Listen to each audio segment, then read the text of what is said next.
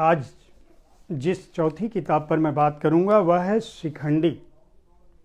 शरद सिंह इसकी लेखिका हैं। शिखंडी स्त्री देह से परे। यह एक अचरज की बात है कि जब हम पौराणिक भारत को देखते हैं और आज के समाज को देखते हैं, पश्चिम के समाज को देखते हैं, तो स्त्री की दशा में कोई विशेष अंतर नहीं पाते। शिखंडी महाभारत का एक महत्वपूर्ण पात्र था। आप जानते होंगे कि शिखंडी का उपयोग श्री कृष्ण ने भीष्म को मारने के लिए किया था। शिखंडी ही क्यों? भीष्म महाभारत के एक ऐसे पात्र रहे हैं जिनको इच्छा मृत्यु का वरदान प्राप्त था। वह व्यक्ति जो जब चाहे तभी मर सकता है, बिना उसकी इच्छा के उसे कोई मार नहीं सकता। भीष्म को यह वरदान इसलिए मिला था क्योंकि उन्होंने आजीवन कुंवारा रहने की प्रतिज्ञा की थी। कुंवारा क्यों? आप सोचेंगे कि कुंवारा क्यों? इसलिए कुंवारा रहना चाहते थे वह, क्योंकि उनके पिता ने एक लड़की पर, जिस लड़की पर उनका दिल आ गया था, जिससे वह शादी करना चाहते थे, उस लड़की के पिता ने यह शर्त रखी थी कि भीष्म अगर शादी करते हैं तो उनके बच्चों को आपका राजपाट मिलेगा। हम बात कर रहे हैं शांतनु की। महाराज शांतनु जिनका पहला विवाह गंगा से हुआ था, गंगा जिनके पुत्र थे भीष्म। दूसरी शादी उन्होंने सत्यवती से की थी। सत्यवती जो एक केवट की बेटी थी। खास बात यह कि उस जमाने में औरतों की जो स्थिति थी, उस स्थिति पर यह किताब एक व्यापक दृष्टि डालती है।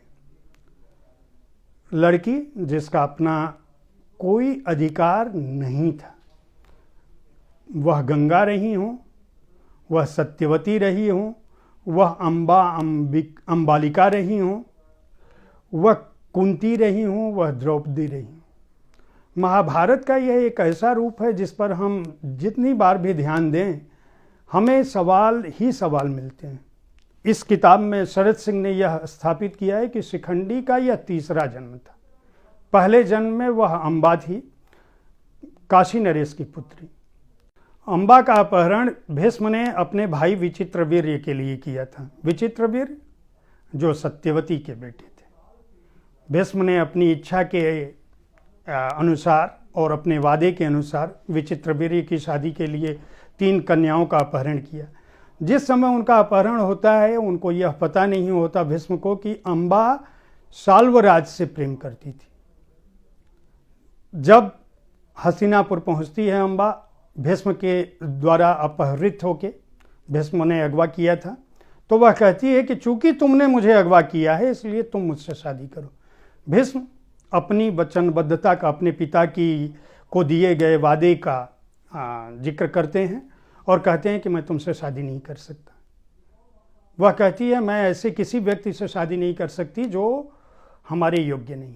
सत्यवती नाराज हो जाती हैं और भीष्म अम्बा को साल्वराज के पास भेजते हैं जिनसे वह प्रेम कर रही होती हैं।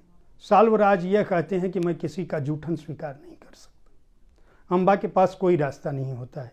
वह अपने पिता के यहाँ से अगवा की जा चुकी होती है। जो अगवा करके ले गया है वो उससे शादी नहीं करना चाहता। जो उसका प्रेमी है उसने उसको जूठन कह दिया। अम्बा अपने इस अपमान का बदला लेने के लिए कई जगहों पे जंगल जंगल घूमती है, कठोर तपस्या करती है। शिव उस तपस्या में आते हैं। मैं महाभारत की बात नहीं कर रहा हूँ, मैं इस उपन्यास की बात कर रहा हूँ जिसके आधार पर यह कहानी बता रहा हूँ। अम्बा तपस्या करती है, शिव प्रकट होते हैं। शिव कहते हैं कि तुम उससे बदला अवश्य लोगी, लेकिन इस जन्म में नहीं।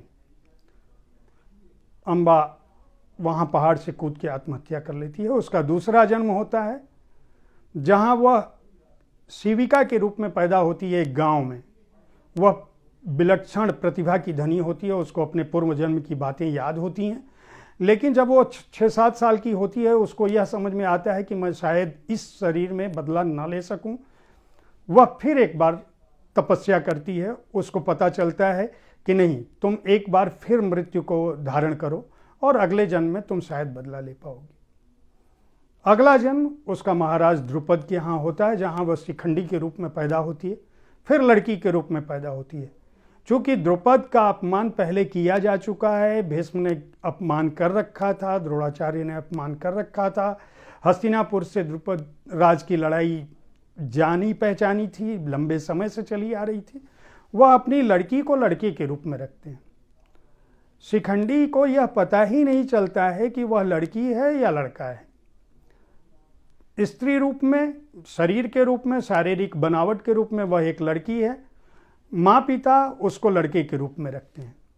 और स्थिति तब और गंभीर हो जाती है जब शादी की उम्र आती है और पिता उसकी शादी एक दूसरी लड़की से कर देते हैं। वह लड़की आती है, उसके सामने हिरण्मयी नाम की लड़की होती है और यह पोल खुल जाती है। जब पोल खुल जाती है तो यह रातों रात भाग जाते हैं।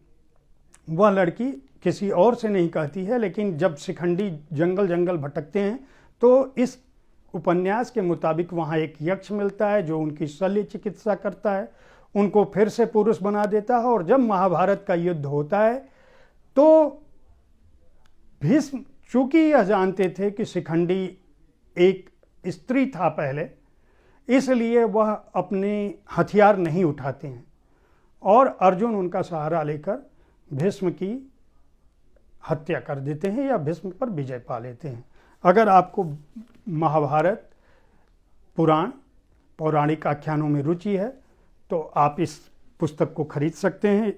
इस पुस्तक को सामयिक प्रकाशन ने प्रकाशित किया है, जिसके हार्ड बाउंड का मूल्य 500 रुपये।